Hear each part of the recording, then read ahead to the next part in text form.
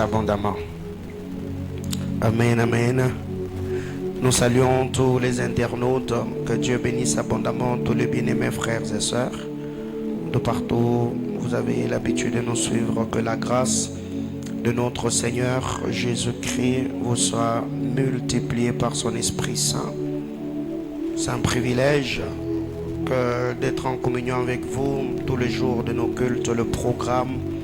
Que la grâce du Seigneur nous soit multipliée. Alors je vais vous demander, avant de lire la parole de Dieu, comme d'habitude, si on peut se connecter, on partage le direct. Et après l'avoir fait, nous allons lire la parole du Seigneur. Alors je vais demander que l'on déplace le prophète Nick Daniel que je vois de l'autre côté. Prophète, levez-vous s'il vous plaît. Vous le déplacez, vous le mettez de l'autre côté, bergère. Merci prophète.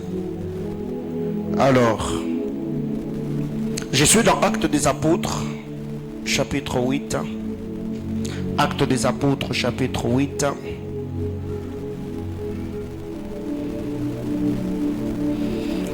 Du verset 26. Au verset 30 seulement. Mais à la maison, on aura peut-être tout le temps de lire le verset restant. Donc là, je suis dans Actes des Apôtres. On peut rester assis. Actes des Apôtres, chapitre 8. Nous lirons par la grâce du Seigneur du verset 28 au verset 30. Actes des Apôtres, chapitre 8, du 26e au 30e verset. J'ai lu au nom de Jésus. Un ange du Seigneur, s'adressant à Philippe, lui dit: lève-toi et va du côté du midi, sur le chemin qui descend de Jérusalem à Gaza, celui qui est désert. Il s'éleva et partit.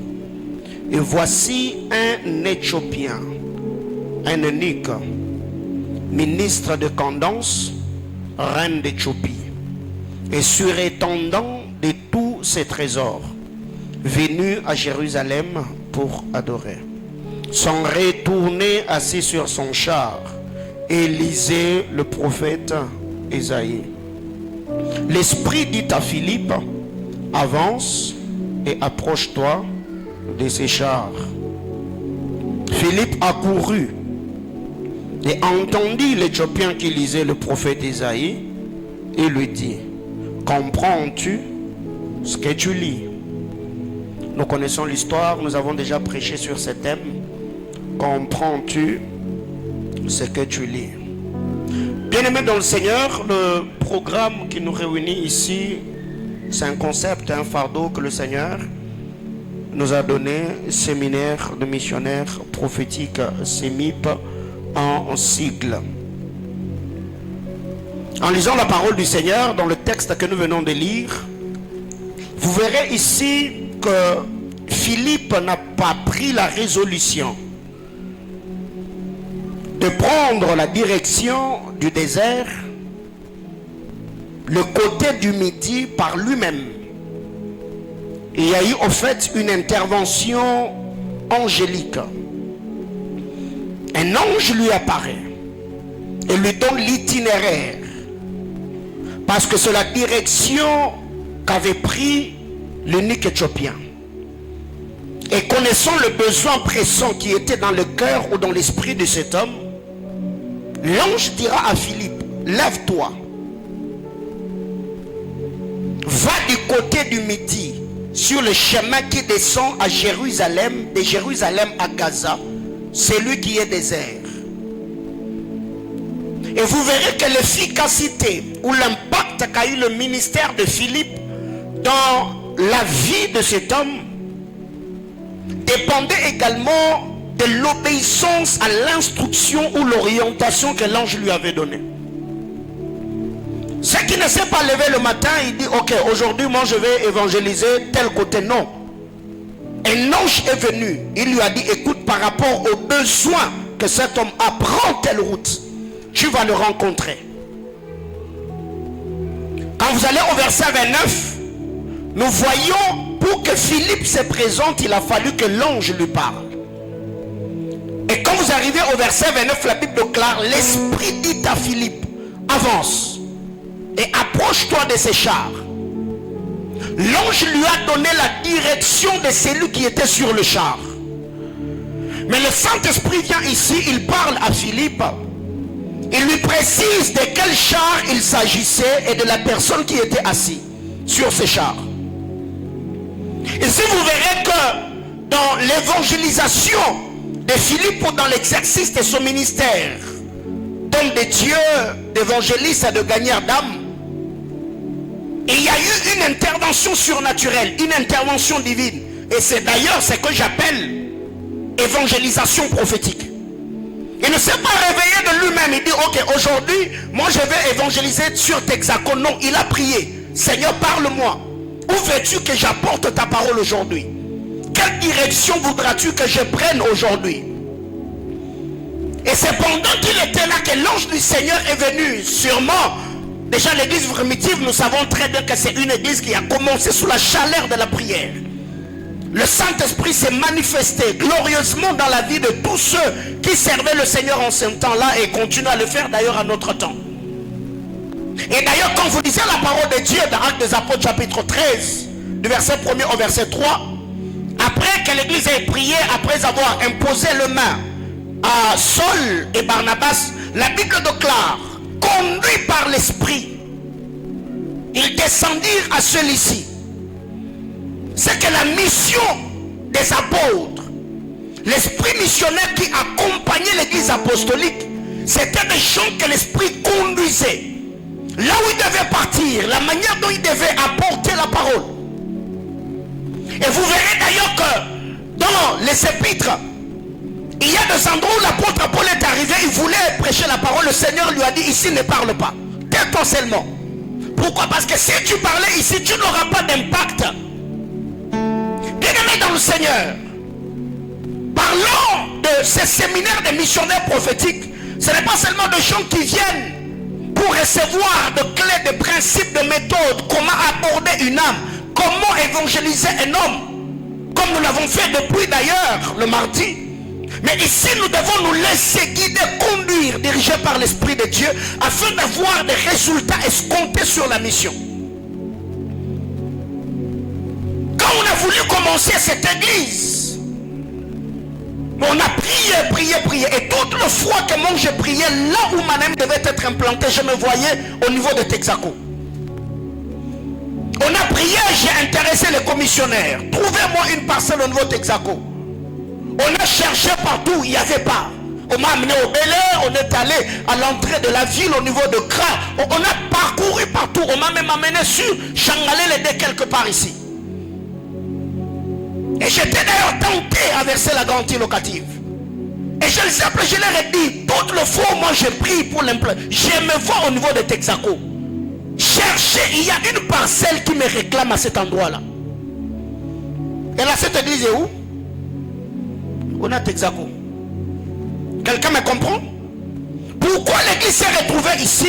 Parce que pendant que je priais, je ne priais pas seulement pour que Dieu me oigne, que Dieu me capacite, mais dans la force de lancer l'œuvre, mais je priais également pour que le Seigneur nous oriente sur l'endroit géographique là où l'église devait être plantée. Aujourd'hui, dans un laps de temps, nous avons les résultats que nous avons parce que nous sommes au bon endroit. Que quelqu'un me dise Amen. Philippe, l'Esprit lui dit avance. Mais vu l'urgence de la mission, la Bible déclare, Philippe a couru. Dans d'autres versions, il est dit, l'Esprit dit à Philippe, fais les pas vers ce char. Et la suite, il est dit, et Philippe commença à courir. Là où l'Esprit lui dit marche, Philippe comprend que l'urgence de la mission ici, ça ne me demande pas de marcher. C'est que je dois courir parce que je n'ai pas suffisamment de temps. C'est que chaque étape de la vie, la vision a besoin d'une attitude, d'un comportement, de certaines stratégies, des choses que nous devons faire pour accomplir la volonté de Dieu, mais aussi maximiser ce que Dieu attend de nous. Jusque-là, nous avons partagé combien de choses? 11 choses, n'est-ce pas? 11 choses. Premièrement, nous avons dit il faut chercher la plénitude de l'esprit. Par où commencer? 2, il faut briser la résistance. 3, il faut apprendre à susciter l'intérêt. 4, il faut avoir une communication, transmission stratégique. 5, il faut annoncer la parole avec conviction. 6, il faut faire le dilégomai. 7, l'usage de la langue et le maîtrise. 8, il faut apprendre à reproduire la scène comme si tu étais physiquement présent quand la chose s'est déroulée. 9, nous devons avoir une connaissance générale. 10, nous devons apprendre à bien nous présenter. 11, nous devons montrer à la personne que malgré l'aisance matérielle, la vie sans Christ n'est rien. Alors 12, 12e principe, par où commencer? Il faut apprendre à éviter que la personne te détourne de ton objectif en te révélant ce qui te manque. Que personne ne te détourne de ton objectif. L'objectif, c'est de gagner l'âme. Que personne ne te détourne de ton objectif en te révélant ce qui te manque ou ce que tu n'as pas. Jean chapitre 4, le 11e et le 12e verset. La Bible clare, Seigneur, lui dit la femme, tu n'as rien pour puiser et le puits est profond. D'où aurais-tu donc cette eau vive? Es-tu plus grand que notre père Jacob, qui nous a donné ce puits et qui en a bu lui-même, ainsi que ses fils et ses troupeaux? Ici, quand vous lisez la parole du Seigneur, vous allez voir que Jésus a dit à cette femme, si tu connaissais les dons de Dieu, et c'est lui qui te demande de cette eau, c'est toi qui allais me donner de l'eau, et moi j'allais te donner de l'eau vive. La femme dira à Jésus, mais Seigneur, écoutez, tu n'as rien pour puiser de l'eau, d'ailleurs le puits est profond. Alors que Jésus n'avait pas besoin de cette eau-là, ce n'est pas de cette eau-là que Jésus était en train de parler. Christ a juste suscité l'intérêt, et vous verrez que dans son entretien avec la femme, Jésus n'a même pas eu le temps de boire de cette eau-là. Mais regardez la manière dont la femme est en train de se comporter. La femme révèle à Jésus ce qu'il n'avait pas. La femme se concentre sur ce que Jésus manquait pour désorienter le Seigneur dans ce qu'il avait comme objectif. Ce qui fait que quand tu vas sur le terrain, la personne que tu voudras gagner, il n'a pas besoin que toi tu sois comblé de tout pour que lui reçoive le Seigneur. C'est l'exemple que j'ai donné la semaine, je crois que c'était le mardi, où tu vas prêcher à quelqu'un, il te dit, mais ma soeur, toi tu es en train de me dire que Jésus bénit les gens. Mais est-ce que toi-même tu es béni? C'est là que j'ai dit, il faut toujours apprendre à bien te présenter. Au point où même si tu n'as pas tout, mais que déjà ta présence physique présente à la personne que le minimum tu ne le manques pas. Tu n'as rien pour puiser et le puits est profond. Où est-ce que tu auras l'eau que tu es en train de me promettre? C'est pourquoi quand vous descendez sur le terrain, sur les champs missionnaires, apprenez à vous focaliser, à vous concentrer que sur le message de l'évangile. Ne partagez pas avec vos interlocuteurs ou les gens que vous voulez gagner des choses qui vous manquent. Soit toi tu peux présenter le besoin et que la personne non plus ne te présente ce que tu n'as pas. Et tu seras peut-être en train de parler avec quelqu'un qui te dira, mais je vois que tu es jeune, est-ce que tu as déjà fini avec tes études? Oh non, bon, j'ai eu des problèmes de frais académiques, je n'ai pas continué parce que... Oh, mais comment est-ce que toi-même tu prêches Jésus alors que toi tu n'as pas fini tes études? Directement tu verras qu'au lieu que tu restes concentré, que tu prêches la parole avec conviction, les personnes peuvent te désorienter. Directement, tu deviens soucieux. Et tu te rends compte que, vraiment, je n'ai pas vraiment fini les études, quoi. Et automatiquement, même les choses que tu devais dire, tu ne les diras plus avec conviction. Pourquoi? Parce que la personne t'a révélé ce que toi tu n'as pas. C'est que tu manques dans ta propre vie. Et tous les jours, nous avons des besoins qui n'est pas comblé. Quelqu'un d'autre c'est le travail, quelqu'un d'autre c'est le mariage, l'autre c'est le problème de santé.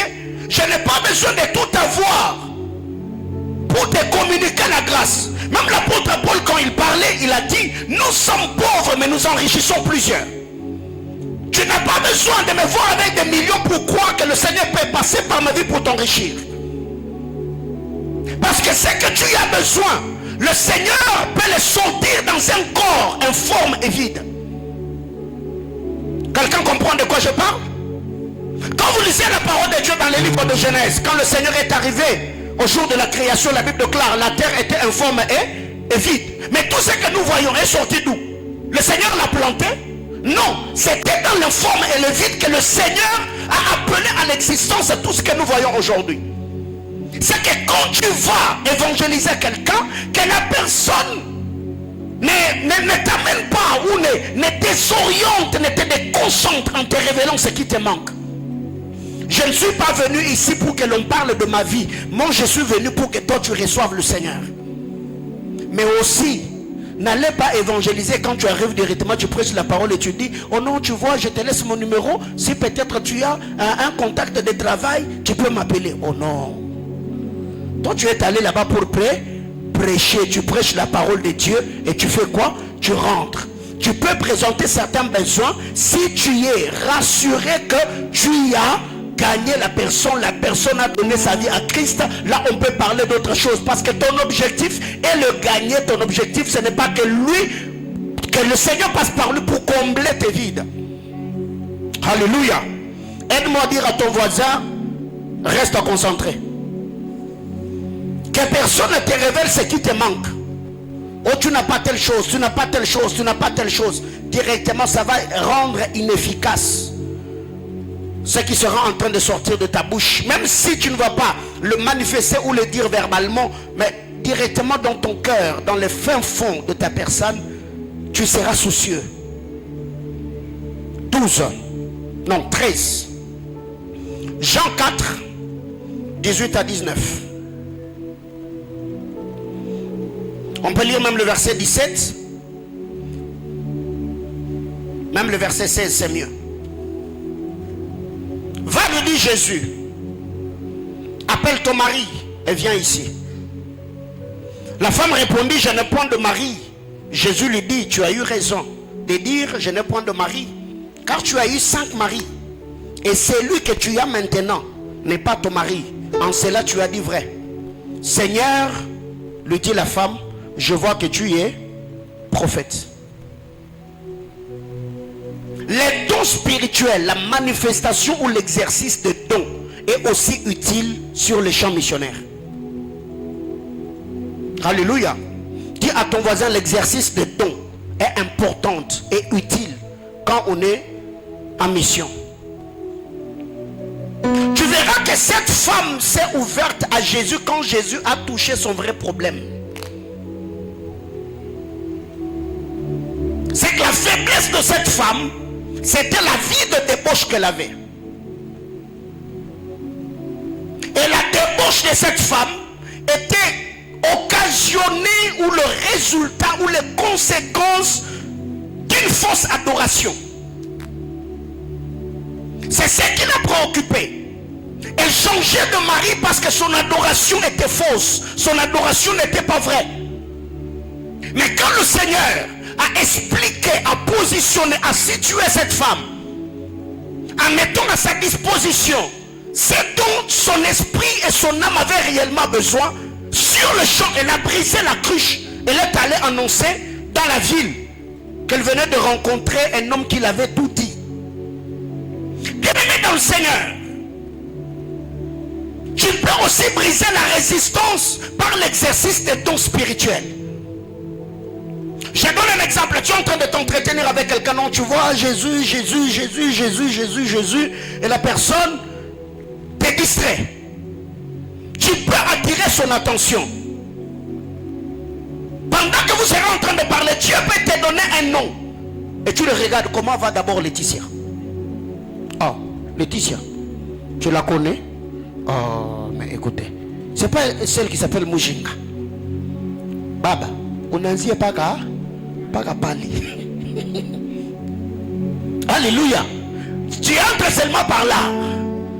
Non, mais d'ailleurs, celle-là, elle s'était mariée comme ceci, comme cela. Elle a eu tel et tel autre problème, n'est-ce pas? Et directement, tu verras que la personne, là, ça devient sérieux.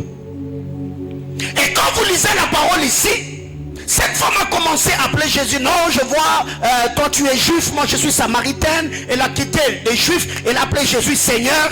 Et c'est quand Jésus dit que tu as eu 5 maris, elle dit, ces histoires n'est pas pour des juifs.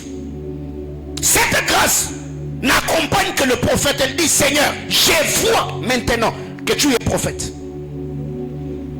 Et c'est avec le prophète qu'on peut aborder les sujets sur l'adoration. Je parle à quelqu'un. Et si quand je parle du prophète, vous êtes de la maison, je ne parle pas du prophète prophétiseur. Je parle d'Éphésiens 4. C'est lui sur qui repose l'onction ministérielle. Donc c'est que cette femme, quand elle voit Jésus, elle dit non, non, non, non, non. Je ne pouvais pas aborder ces sujets avec les juifs. Parce que déjà les juifs ont un problème. Les juifs me diront que pour le lieu où il faut adorer, c'est à Jérusalem. C'est que ce sujet, je ne peux l'aborder qu'avec le prophète. Parce que le prophète est celui dont l'esprit prend ou assiste dans le conseil de Dieu.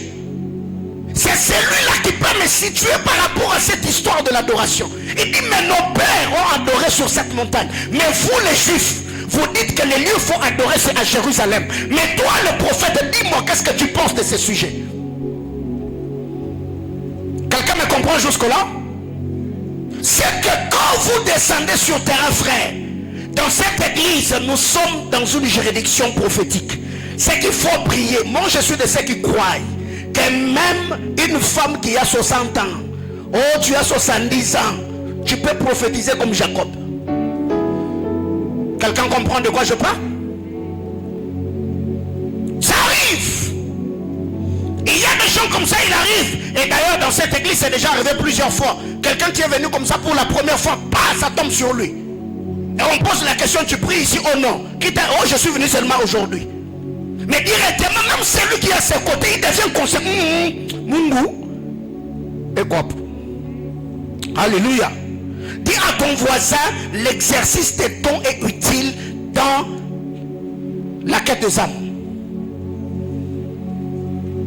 Mais ici, il faut exercer les dons avec maturité.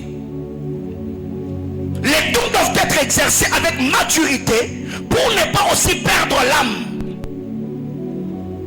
Voyez-vous? On doit exercer les dons avec maturité. Imaginez-vous que tu veux gagner la personne, tu ne le connais pas. Et sur le champ, Dieu te révèle que sa mère est sorcière. Et directement, toi, tu commences à dire tout. Et d'ailleurs, Dieu me dit, ta maman s'appelle Henriette. Non, Henriette ou le Wamoulo Joulé. Oh, papa, attends toi-même. Est-ce que ça va passer? Non, ça va créer la résistance. Quelqu'un me comprend? Mais déjà, si le Seigneur peut ouvrir tes yeux, tu exerces les dons d'une certaine manière, tu verras que facilement tu vas captiver la personne. Et papa, tu donnes 2, 3 et tu lui dis non, est-ce qu'on peut d'abord arrêter? Revenons d'abord sur ce qu'on était en train de dire. Tu verras automatiquement, la personne te donnera toute son attention. Maintenant, le problème c'est quoi? Il voudra recevoir le Jésus que tu étais en train de prêcher pour qu'il vive les paroles de grâce que tu lui as dites utilisant le don de la prophétie ou la parole de connaissance. Quelqu'un me comprend? C'est qu'il y a des choses que nous devons comprendre. Alors, très généralement, la question que je me pose, comment expliquer que ceux qui sont prophètes ne prophétisent que dans l'église? D'ailleurs, avec le don de la prophétie, frère, toi tu peux commencer. Tu commences une église ici sur Texaco. Seulement avec nos frères qui font le taxi ici. Toi, tu les récupères. Toi, tu t'appelles Jean-Claude. Toi, tu t'appelles Faustin. Toi, tu t'appelles André. Ta femme s'appelle Annie. Et directement, vous commencez l'église. Donc, tous les passants là, tu les récupères. Papa. Les dimanches, tu viens avec 50 personnes que tu as gagnées.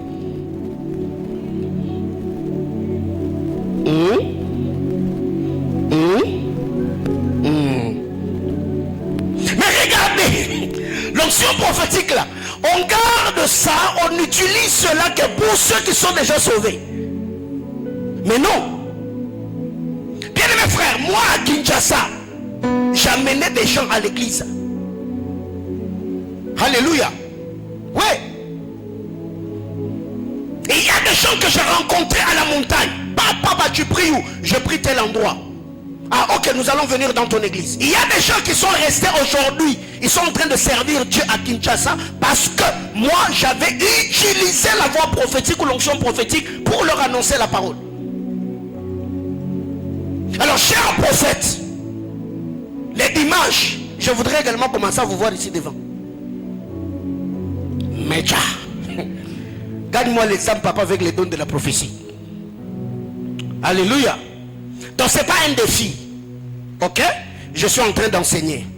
C'est pas un défi. Ce n'est pas que vraiment maintenant vous commencez à attendre. Oh, mais là papit. Mais papit est alléluia. Donc ce que nous devons retenir ici, c'est que les dons spirituels sont importants.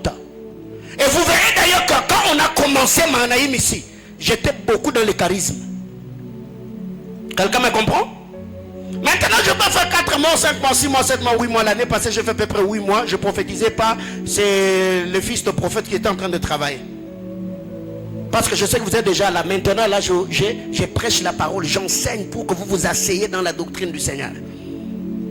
Et d'ailleurs le programme que j'avais, c'était de travailler comme ça dans ces projets. Je prie seulement. Alléluia. Dis à ton voisin, aspirons aux dons les meilleurs, mais aussi à celui de la prophétie. C'est important. 40e chose. 14e. Jean chapitre 4, 19 à 21. Seigneur lui dit à la femme, je vois que tu es prophète. Nos pères ont adoré sur cette montagne. Et vous dites, vous, que le lieu où il faut adorer est à Jérusalem. Femme lui dit Jésus, crois-moi, l'heure vient où ce ne sera ni sur cette montagne, ni à Jérusalem que vous adorerez le Père. Ici, quand tu vas évangéliser, utilise la sagesse de la neutralité. Dis à ton voisin la sagesse de la neutralité. Il faut être neutre. L'objectif est de gagner l'âme. L'objectif n'est pas nécessairement de faire sentir la personne que tu gagnes que je veux t'amener dans mon église. Ça peut aussi créer une forme de résistance. Regardez comment Jésus parle avec la femme. Il dit non, ce n'est ni chez nous, ni chez vous que l'on doit adorer le Père. Le Père doit être adoré en esprit et en vérité. La neutralité. Mais il y a des gens, quand déjà toi tu décèdes, tu es déjà armé. Non. Déjà toi-même tu sais que l'objectif est d'amener cette âme dans mon église. Mais ne fais pas sentir à la personne, il ne faut pas le contraindre. Déjà le premier contact, il sent que c'est pour ton église que tu es en train de l'évangéliser. Ça peut frustrer. Je parle à quelqu'un. C'est ce que Jésus dit. Crois-moi, ce n'est ni sur cette montagne, ni à Jérusalem. Donc sur cette montagne, chez vous, les Samaritains, à Jérusalem, chez nous, les Juifs. Ce n'est ni chez vous, ni chez nous, que l'on doit adorer le Père. Le Père, on va l'adorer en esprit et en vérité. C'est que Jésus déconnecte, détache la femme à tout ce qui pouvait créer l'obstacle ou encore la résistance. Et Jésus prend la femme, la laisse dans les sphères spirituelles. Ce n'est pas sur une montagne, chez vous, les Samaritains. Ce n'est pas non plus à Jérusalem, chez nous les Juifs. Bah, Jésus suspend la femme. Mais l'objectif de Christ, c'était que cette femme croie au Dieu d'Abraham. Alléluia. Mais déjà, comme il y avait la résistance, où la femme a dit, il n'y a pas de relation, il n'y a pas de rapport entre vous les Juifs et nous les Samaritains. Jésus ne pouvait pas ici parler comme un Juif. Jésus a parlé comme un prophète. Le Mashiach, c'est lui qui est venu, pas pour sauver les Juifs, mais les Grecs aussi. C'est que quand tu descends sur le terrain, il ne faut pas directement que ta manière de parler, que ça tape à l'œil, que les personnes sentent et comprennent directement. Il veut m'amener dans son église. Non. L'objectif est de gagner l'âme. Ça peut s'arriver que tu l'as gagné. Après, il est peut-être de la Rouachi. Il n'a peut-être pas le transport. À la Rouachi, il y a des églises où Jésus-Christ est prêché. La personne peut aller prier là-bas. Alléluia. Dis à ton voisin la loi de la neutralité. Jean chapitre 4, le verset 23.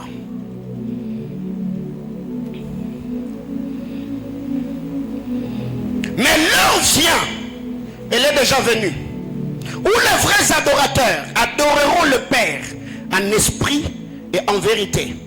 Car ce sont là les adorateurs que le Père demande. Le Père demande les adorateurs qui vont l'adorer en esprit et en vérité. Ici, Jésus a positionné la femme dans le temps.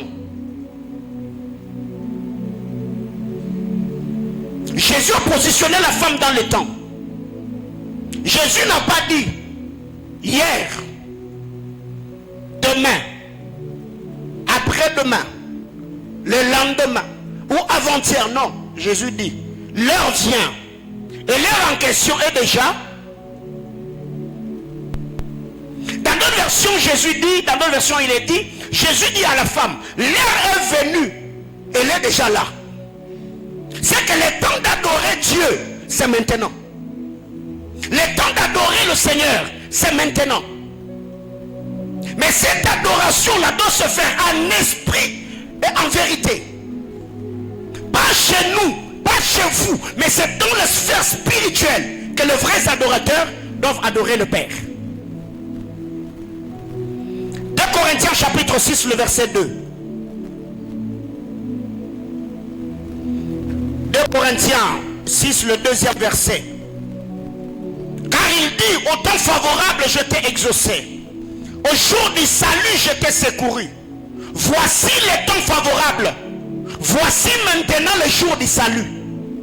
Ça veut dire ici, ce qui était un projet futur est actualisé dans le temps. Quelqu'un me comprend? Au temps favorable je t'ai exaucé, au jour du salut je t'ai secouru. Le temps favorable là, ce n'est plus hier, ni avant-hier, ni demain, ni lendemain. Les jours favorables, c'est maintenant. Le temps du salut, le jour du salut, c'est aujourd'hui. C'est que quand tu descends sur le terrain, il ne faut pas être dans la procrastination. Même dans ta manière de parler, ça peut se sentir. Que tu donnes l'impression à la personne qu'il a encore le temps. Il peut ou ne pas recevoir Jésus, ce n'est pas un problème. Non. C'est qu'il faut ici contraindre la personne. Pour que pendant que vous serez en train de partager, que tu puisses positionner la personne dans le temps. Il peut être jeune, va te dire, mais bon, tu vois, moi je suis encore jeune, hein, il faut être un peu wesh et tout ce qui va avec. Alors si déjà tu ne positionnes pas la personne dans le temps, la personne te donnera l'impression, non, j'ai compris que je dois donner ma vie à Jésus, mais laisse-moi un peu faire un peu la vie. Bien-aimé dans le Seigneur, tu peux être chrétien et tu fais la vie. La vie dont je parle ici, ce n'est pas la vie du monde. Hein? Ça veut dire que tu atteins tes objectifs, tu fais tes études, tu es stylé, tu es propre, tu es intelligent, tu es beau, tu es belle. Tout ça, tu le fais en Jésus. Mais seulement, tu ne vas pas dans des boîtes de nuit, tu ne prends pas l'alcool, et d'ailleurs, ça fait beau. Quand tu es beau, chrétien, ou intelligent, frère, ça fait beau. Quand tu es stylé, chrétien, ça fait beau. Je parle à quelqu'un? Les jours du salut, c'est maintenant. Les temps favorables, c'est aujourd'hui. Ne laisse pas le temps à la personne. C'est que quand nous descendons sur le terrain, c'est contraindre le SAM à donner leur vie. Il n'y a pas de blanc-bé, c'est recevoir Jésus ou rien. Mais aussi, ce qui nous tue, c'est quand nous descendons sur le terrain, au lieu de présenter Jésus, on pose la question à la personne: tu pries où? Aujourd'hui, chacun a son église d'attache.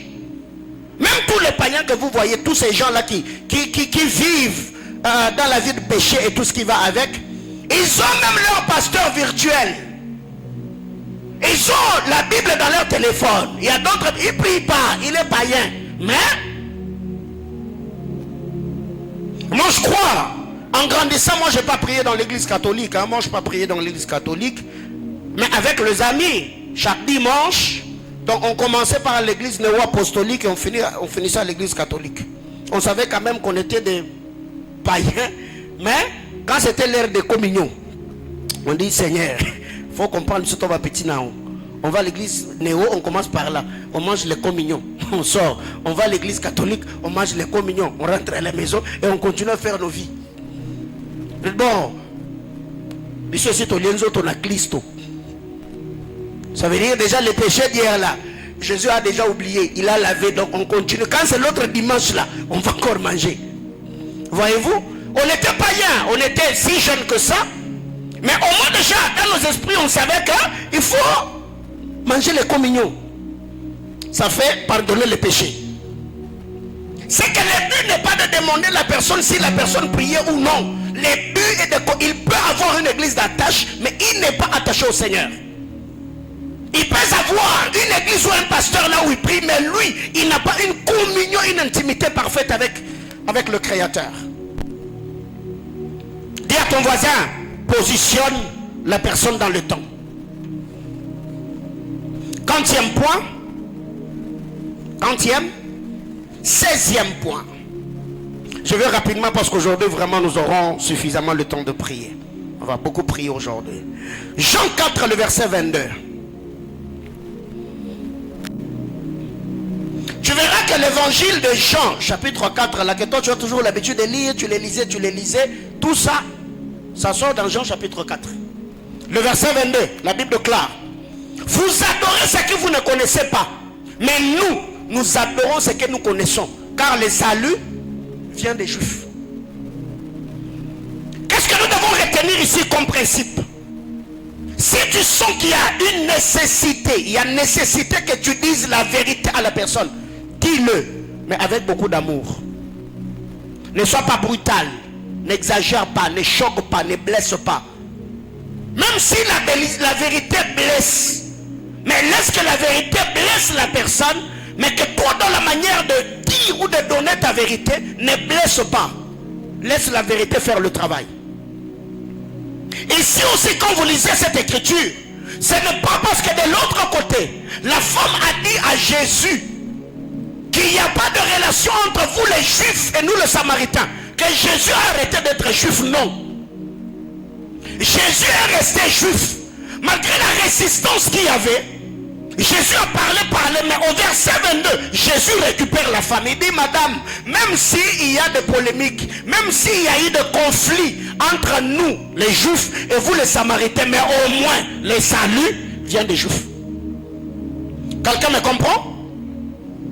Aujourd'hui, il y a plusieurs tendances. Quand vous allez descendre sur le terrain, vous allez rencontrer les gens qui prient dans les églises, des dieux des Noirs, les dieux de ceci. Ils vont dire que l'évangile que vous prêchez, c'est l'évangile des colonisateurs. Jésus était un dieu des Blancs. Nous, on doit. Frère, oui, c'est le dieu des Blancs. Mais il n'y a pas de salut en aucun autre nom, si ce n'est au nom de ces dieux des Blancs-là. C'est lui-là qui sauve. Quelqu'un me comprend? C'est qu'ici, nous devons apprendre à dire la vérité. Jésus a dit: madame, tu m'as traité de Juif, tu m'as présenté les conflits que nous avons, mais dans ton fort intérieur, tu sais ici que le messe de requiem ne sauve personne. La Bible déclare qu'il est réservé aux hommes de mourir une fois, après quoi vient le jugement.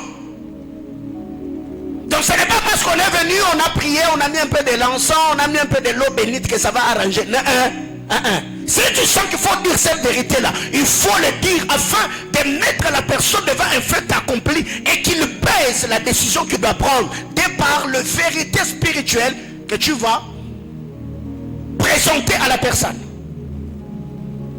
C'est là que je dis que nous devons avoir une connaissance générale. Et je crois que Dieu aidant, je serai obligé d'enseigner à l'église sur certains courants théologiques. Afin qu'en descendant sur terrain, quand tu seras en train de parler avec quelqu'un, même un chrétien, tu peux dire, lui il est de tel courant théologique, lui il est de telle tendance. Parce qu'en ces temps, on doit vous équiper, on doit équiper l'église. Pas seulement sur le plan spirituel, mais on doit également mettre à votre disposition certaines connaissances qui vont vous permettre à rester ferme. Surtout en ce temps où nous sommes en train de prier pour que le Seigneur sauve les âmes. On doit vous donner des enseignements qui vont vous permettre à vous équiper. La divinité de Jésus-Christ, quand si tu rencontrais quelqu'un, il te dit Jésus n'est pas Dieu. On parle de la Trinité, on parle des unitaristes, les Trinités. Comment contourner ces gens-là afin de pouvoir positionner la personne dans son intimité avec le Seigneur? Alors vous verrez qu'aujourd'hui, nous faisons ce que nous faisons, nous prêchons la parole. Ce qui fait qu'aujourd'hui l'église, je ne parle pas de l'église mystérieuse, l'église corps de Christ, mais non, je parle de nos églises. Aujourd'hui ces églises sont faibles. Pourquoi? Parce que nous n'avons présenté que ce que Jésus doit faire pour nous, ce que Jésus doit nous donner. Mais nous n'avons pas amené l'église, le peuple de Dieu à avoir une connaissance exacte de la personne de Jésus. À tel enseigne qu'on ait mariage, qu'il n'y ait pas mariage, que je n'ai d'enfant, que je n'ai pas d'enfant, que je signe contrat, que je ne signe pas le contrat, que je sois chassé du boulot. Moi, ma vie, c'est d'abord Jésus ou rien. Voyez-vous? Alors, il y a déjà ce genre de choses, ce genre d'enseignement. Je crois que cette année, je me forcerai à enseigner. Et on va voir avec Semni, parce que ça sera un programme annuel. Est-ce que je dois revenir après chaque 2 mois, après chaque 3 mois, afin vraiment de vous donner un condensé, des enseignements qui vont permettre à l'église d'être suffisamment équipée. Parce que j'ai senti dans mon esprit depuis le début de l'année que Manaïm a basculé dans une autre saison. Que quelqu'un me dise amen. Il faut dire la vérité. Si aujourd'hui tu rencontrais un bouddhiste, un méthodiste, les divergences doctrinales, comment se situer? Tu rencontrais un orthodoxe, comment positionner une telle personne par rapport au plan du salut? Je crois que par la grâce du Seigneur, nous nous efforcerons avec l'aide de Dieu afin d'équiper l'église. Ce qui fait qu'aujourd'hui tu verras quelqu'un qui prophétisait, qui parlait en autre langue. Demain après-demain, il te dit, oh non, je suis devenu branhamiste. Papa, comment tu as fait? Oh non, moi, je suis maintenant dans l'islam. Cette transition-là, comment tu as fait? Tu quittes automatiquement comme ça le christianisme. Le problème, c'est que nous n'avons pas de fondement apostolique. Je parle à quelqu'un? Est-ce que quelqu'un est là ce soir? Apprendre à dire là la vérité. Autre chose. Jean chapitre 4, le verset 25 et le verset 26. La femme lui dit, je sais que le Messie doit venir. C'est quoi le problème dans la vie de cette femme? Mais malgré toutes les informations que cette femme avait, comment est-ce qu'elle était toujours attachée à sa cruche? Comment expliquer que malgré toutes les connaissances qu'elle avait, elle changeait toujours de mari? Mari après mari, mari après mari. C'est elle qui dit, je sais que le Messie doit venir. C'est lui qu'on appelle Christ. Quand il sera venu, il nous annoncera toutes choses. Le verset 26, Jésus lui dit,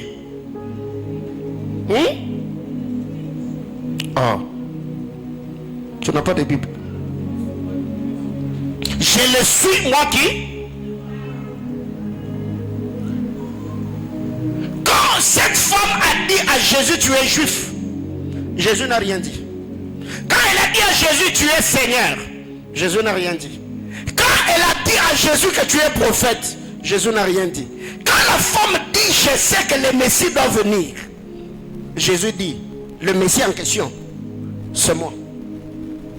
Parce que si tu ne rencontres pas le Messie, tu ne bénéficieras pas du Seigneur. Il doit d'abord être le sauveur avant d'être le Seigneur. Et vous verrez que même après avoir appelé Jésus Seigneur, la femme ne s'est pas soumise à la seigneurie de Jésus. Elle a continué le débat. Mais c'est quand elle a la révélation de l'identité christique de Jésus comme le Messie, le Mashiach, le roi, le Christ, le sauveur, qu'elle a brisé la triche. Quand Jésus, elle a découvert Jésus dans sa casquette de prophète, elle avait encore des arguments, elle était là en train de discuter. Mais quand Jésus dit, c'est moi le Christ, et vous lisez la suite, la Bible déclare là-dessus, les disciples sont arrivés au verset 28, ayant laissé sa cruche. Parce que la cruche, on ne peut pas laisser la cruche face au prophète.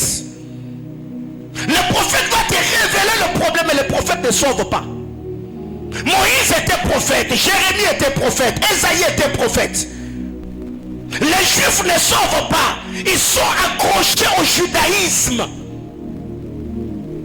Leur but et leur objectif est de vous attacher à la loi de Moïse. Le Seigneur ne t'aidera pas s'il n'a pas d'abord commencé à être le sauveur. Mais quand Jésus se révèle, ici, qu'est-ce que je donne comme principe? Il faut déjà, quand tu sens que la personne est prête, ne rate pas la cible. Quelqu'un me comprend? Écris seulement, ne rate pas la cible. Il ne faut pas rater ta cible. Tu sens déjà que tu as parlé, papa, tu as utilisé les dons spirituels, tu as positionné la personne, et tu sens maintenant que les sons sont agités. C'est en cette période-là où Philippe, après avoir prêché, l'unique Éthiopien le regarde et dit, monsieur, écoutez, toi tu es là, voici l'eau. Que devons-nous faire? Philippe n'a pas dit non, attends d'abord, il y a une révélation là que je te peux. Non, non, non, non, papa. Le problème, ce n'est pas de te bombarder avec des révélations. Le problème est de te baptiser au nom de Jésus que tu viens de recevoir. Et quand Philippe a compris que l'esprit de l'homme, de l'unique Éthiopien, était disposé à recevoir le baptême, Philippe a arrêté l'enseignement. Ils sont descendus, il a baptisé. À peine baptisé par l'esprit là, l'a amené ailleurs. Et vous verrez ici, si les disciples étaient arrivés avant que Jésus n'ait présenté son identité, ils allaient perturber le programme. Parce que quand ils sont arrivés au verset 27, la Bible déclare, là-dessus arrivèrent ces disciples qui furent étonnés de ce qu'ils parlaient avec une femme. Toutefois, aucun ne dit, que demandes-tu ou de quoi parles-tu avec elle? Même si on va suspecter,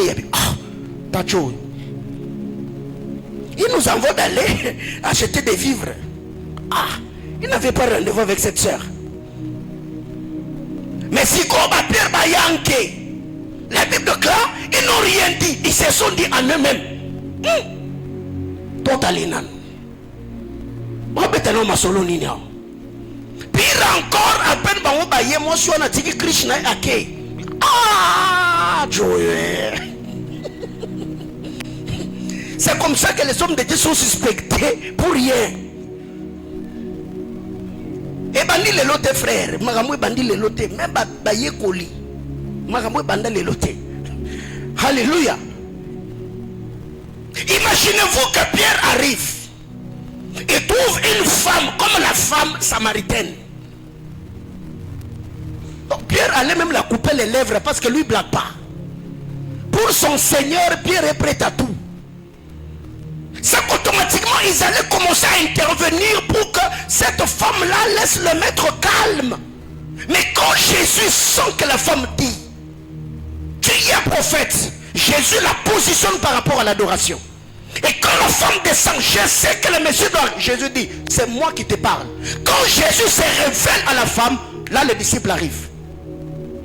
Bien aimé dans le Seigneur, quand vous descendez sur terre, même dans ce qui ça arrive souvent, Ou papa, vous sentez vraiment que là déjà, l'atmosphère vient de changer. J'ai dit, j'arrête le message. Le but, c'est de prêcher Jésus et que Jésus descende qui manifeste sa puissance. Alors si je sens déjà que le maître de culte est là, pourquoi je vais continuer à parler? Même les sacrificateurs, quand la gloire est descendue sur le temple de Salomon, la Bible déclare, ils n'ont pas pu officier. Ils sont sortis du temple, les maîtres de la maison ont récupéré les choses à main. C'est qu'apprenez à vous limiter, ne ratez pas votre cible. Quand vous sentez déjà que la personne est là, papa, même si c'est au marché, même si c'est dans un taxi-bus, tiens même le à la main. Mon frère, suis-moi dans la prière. Je prie, je confesse que Jésus-Christ est mon Seigneur. Mes péchés sont pardonnés au nom de Jésus. Amen. Mais si aussi tu sens que vous êtes à la place publique et que l'onction de Dieu est sur toi, il ne faut pas te quitter la personne de père que ça. Mais si vous êtes à deux, où tu sens vraiment que là, il faut déjà passer à la délivrance. Papa, il faut maximiser, il ne faut pas rater des cibles. Je parle à quelqu'un. Tu sens vraiment que pendant que la personne est en train de recevoir Jésus, il commence à s'agiter. Papa, kende nango. S'il faut que bambaye penza. Je parle à quelqu'un. Il y a des gens comme ça, non? Tu les rencontres à peine. Il fait la prière d'acceptation et sur le champ, la puissance de Dieu tombe sur lui. Il reçoit le baptême du Saint-Esprit, il commence à parler en notre langue. Et tu vas lui dire, oh maman, calme-toi. Hé, papa, accompagne-le. Tu peux le tenir à la main, tu peux toucher sa tête. Tu maximises le travail parce que tu ne sais pas pourquoi le Seigneur a manifesté sa puissance aussitôt et le Seigneur s'est révélé à la personne dans cette dimension-là. Après entretien à binoté. Alléluia. J'ai déjà lu plusieurs livres où quelqu'un te dit je tiens à aller évangéliser la personne, mais après avoir évangélisé on s'est fixé rendez-vous demain, mais on n'avait pas fini et le lendemain on te dit que la personne n'est plus. Quel remords, quelle douleur. C'est que j'avais l'occasion de tout fermer. Cette âme-là s'est perdue comme ça, la personne est partie. C'est quand tu sens que tout déjà le Seigneur est là, il a pris les choses à main. Et même pas l'expression faciale. Tu peux comprendre cette personne est déjà disposée à recevoir quelque chose. C'est ce qui s'est passé dans l'histoire de Paul. La Bible déclare quand il a regardé cet homme qui était paralytique, Paul vit qu'il avait la foi le regard. Nous avons parlé récemment de transactions spirituelles, le canot de transmission, les yeux. Quand il est déjà disposé. Frère, nous ne sortons pas pour passer notre temps à raconter des choses sans pourtant avoir des résultats. Mais non, quand nous sortons, c'est vraiment pour contraindre les gens par la puissance du Saint-Esprit, orienté par l'Esprit du Seigneur, comme nous l'avons dit. Un ange a intervenu. Acte chapitre 8, le Saint-Esprit a parlé à Philippe. Acte chapitre 13, les apôtres conduits par le Saint-Esprit, ils sont descendus à celui-ci, ils ont eu des résultats. Parce qu'ils étaient là où Dieu le voyait. Bien-aimés frères, je crois fermement de tout cœur que le Seigneur est en train de libérer un nouveau vent dans l'église du Haut-Katanga. Cette province a des grâces, a des sanctions. Il y a des prophètes, il y a des puissants, excellents prédicateurs. Mais c'est comme si l'église du Katanga subit seulement le réveil de Kinshasa. Il y a même nos jeunes frères qui très généralement sont attirés par des activités qu'on organise à Kinshasa. Après même des cultes dans leur église, ils vont se connecter le soir parce qu'ils doivent être bénis. Alors combien de fidèles de Kinshasa sont bénis par le ministère de ceux qui sont à Lubumbashi? Et je suis de ceux qui croient que Dieu est capable dans cette ville de susciter une onction. Que quand vous tenez le direct, il y a 40 000 personnes en ligne. Frère, moi je suis de ceux qui croient. Dieu n'est pas quinois. Dieu peut aussi susciter une onction ici au Katanga, au point où les gens de Kinshasa s'achètent le billet, ils viennent ici pour être impactés par la puissance de Dieu. Alléluia. Tout dépend seulement de la manière dont nous concevons les choses. Tout dépend seulement de la manière dont nous présentons les choses. Tout dépend seulement de la manière dont nous bâtissons l'œuvre. C'est pourquoi même Paul, quand il parle, il dit j'ai bâti comme un sage architecte. Que chacun veut de la manière dont il fait quoi? Il bâtit. Frère, nous bâtissons sur des fondements apostoliques. C'est que tout dépend seulement de la manière dont tu bâtis et ce que tu utilises c'est le bois, c'est la chaume ou ce sont des matériaux durables. Que Dieu nous bénisse. Je finis mon enseignement.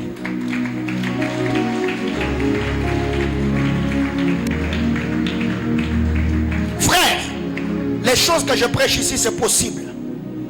Dieu n'est pas anglophone. Dieu n'est pas Nigeria. Aujourd'hui, quand vous regardez sous d'autres cieux, comme l'exemple que j'ai donné récemment, je crois que c'était hier soir quand je suis rentré, je suis tombé sur des vidéos du docteur Paul Enedje, qui est le fils spirituel de Bishop David Oyedepo. Frère, déjà son église, l'église qu'il dirige, le temple a 100 000 personnes, 100 000 places assises. Et quand ces gens-là tiennent de croisade, papa, les gens viennent en masse. Et moi je me dis, Dieu n'est pas que leur Dieu. Dieu ne parle pas l'anglais. Jésus a dit à la femme samaritaine, les vrais adorateurs, ils vont adorer le Père en esprit. Ça veut dire, si dans les sphères spirituelles, un anglophone peut avoir accès pour avoir ces résultats-là, un francophone peut aussi avoir accès pour avoir les mêmes résultats. Tout dépend seulement du travail que nous faisons et de la grâce qui nous accompagne. On peut être debout s'il vous plaît, nous allons prier.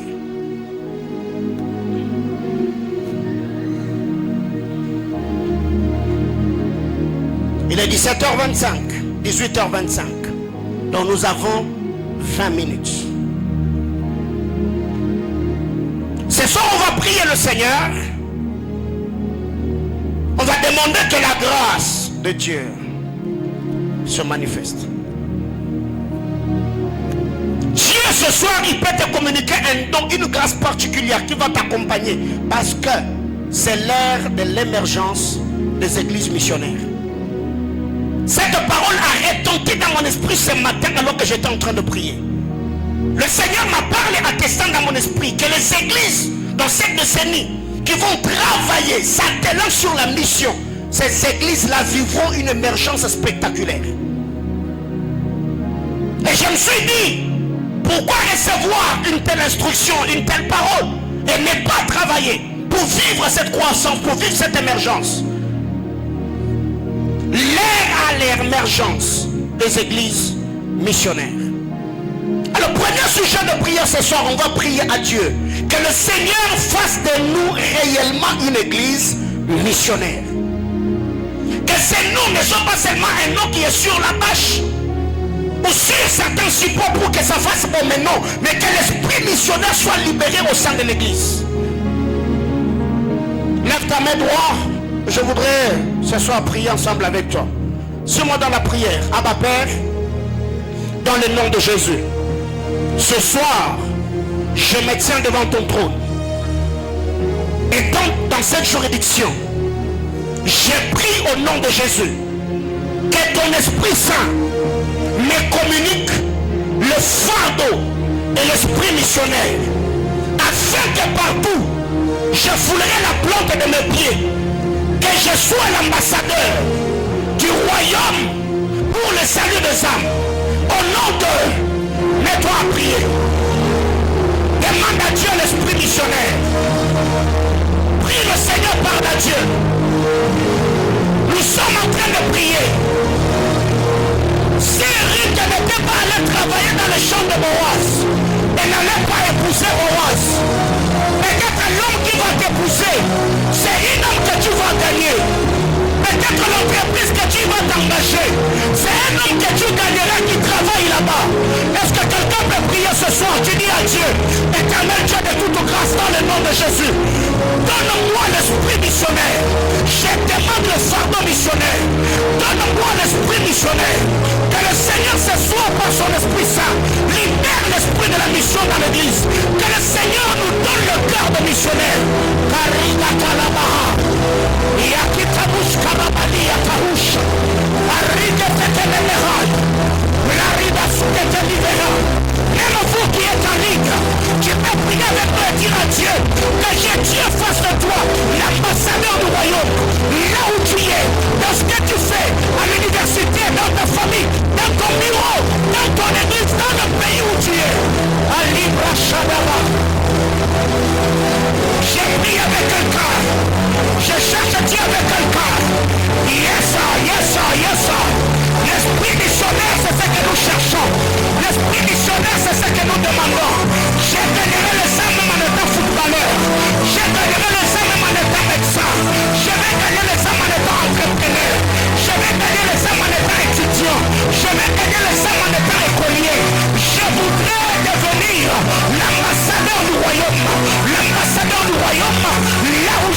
travail.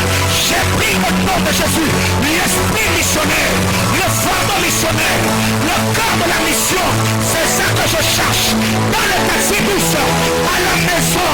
Père éternel et Yahweh, Paul a dit à Timothée, à toutes les circonstances, favorables ou non, prêche la parole, insiste, censure, exhorte, barriga souveraineté. Il y a Périga Lovasa, il y a tout libéré Novasanica, l'art de la sauvir et l'Elia, et Peraglisoni de l'Irechani, Paratel de la sophonique, Itemer de la sophonie de Claude, l'éternel Dieu de toute grâce.